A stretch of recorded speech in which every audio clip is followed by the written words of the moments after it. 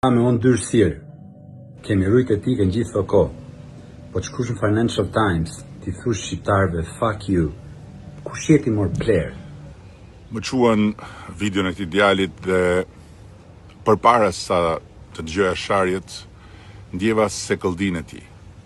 Pyeta për të. Demokrat 24 karat, nip i një demokrati të respektuar, profesionist me të cilin më lidh respekti ndërsjell. Fakti është se unë nuk ua kam thënë shqiptarëve kurse si atë fjalë.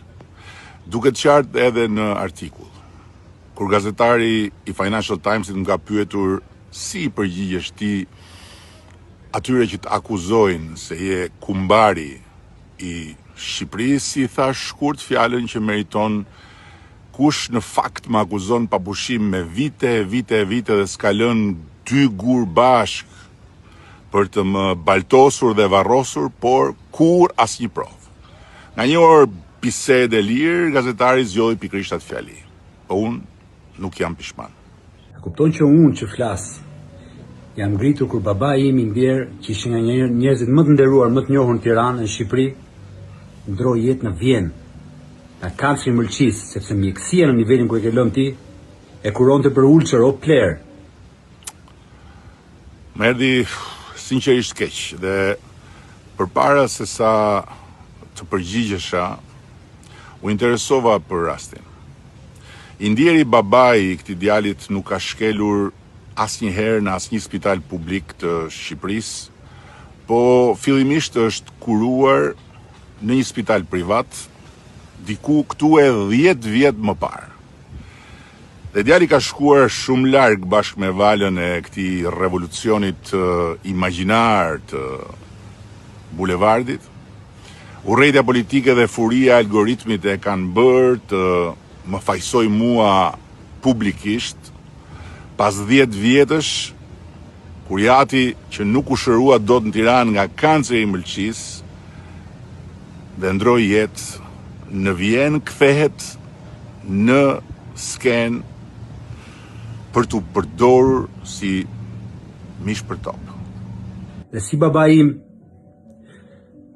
janë me mira shqiptarët që vuajnë, që bëjnë cirqe botës, sepse shëndetësia është në pikë që ti e ke lënë në këto 13 vite qeverisje, sepse i keni vjedhur gjithë paratë. Këtu shkon edhe më tutje djali, i bën mira shqiptarët që sipas tij vdesin rrugëve të botës, sepse në këto 13 vite shëndetësinë e pas kam kthyer unë në pikën e vdekjes, ndërkohë që transformimi i dekadës fundit në shëndetësi është epokal, më i madh se sa i të gjitha viteve të mëparshme të mbledhura së bashku.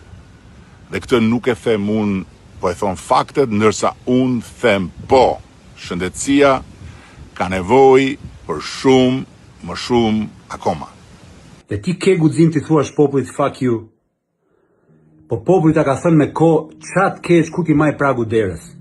Mos e kruaj me popullin, mos i jep gojës, ik një orë më parë, bollu talle me njerëz, bolli linçove njerëz një nga një. Jo popullit, jo.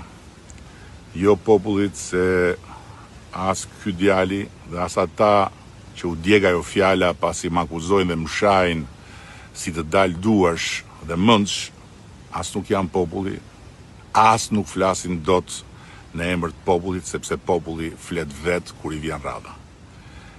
Dhe ka folur kur ishte dita, do flas përsëri kur t'i vi dita, ndërsa ata njerëzit një nga një askush nuk i ka linçuar. Thjesht janë ekspozuar për t'u çmaskuar me fakte si individ shoqërisht rrezikshëm apo si manipulator të paskrupull.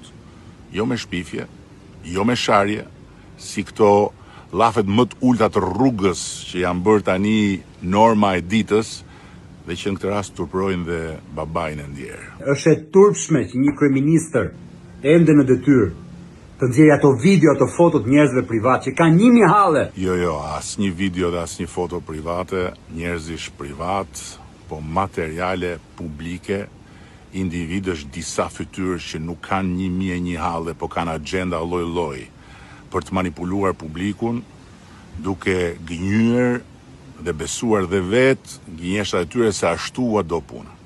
Njësoj si ky djali këtu. Ti hyp helikopterit, ti dhe familja jote, kush janë njerëzit puna jote, drejtues së shtetit, hypin avionit kur rohen jashtë. Që mbylleni gojën, të paktën mos kalojnë në këtë grad, sepse do e ktheni personale me çdo njeri që është aty. Kush e di më këm gatron, po unë personalisht jam shtruar 2 herë dhe kam bërë 2 ndërhyrje në trupin tim në spitalin shtetëror, ndërkohë që familja ime kur s'ka përdorur as helikoptera, as avion, as fondet shtetit, as për hall dhe as për qef. Çdo udhtim privat i yni është i paguar nga buxheti familjar, gjithmonë në ekonomik. Tani është momenti të japësh dorëheqjen dhe qytetarët ta marrin Shqipërinë në dorë siç i takon, për një Shqipëri pa korrupsion, ku qytetarët nuk duhet shkojnë çdo të cep botës të kurohen, sepse ti e ke lënë mjeksinë në këtë pikë. Jo. Jo, sepse unë jam i lidhur me një kontratë me tjetër kënd, që quhet Populli Sovran i Shqipërisë, me cilin kam firmosur deri në 2029.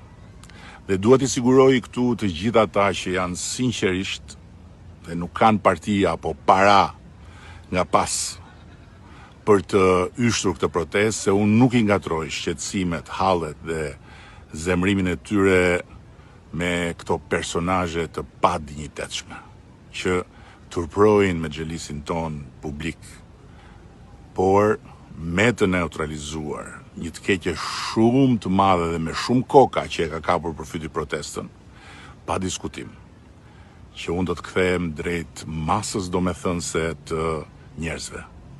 Të njerëzve pavarësisht nga çfarë ka e vinë që duan dëgjohen, dhe do t'ju them se çfarë kanë kuptuar nga i gjithë kjo nevojë e tyre për të protestuar dhe si mendoj unë se duhen adresuar ato që së brëndshmi, sinqerisht, i thrasin njerëzit drejt protestës, drejt nevojës për të dëgjuar dhe po ashtu drejt admirimit për ata që protestojnë edhe në emër të tyre pikërisht për arsye të kësaj nevoje.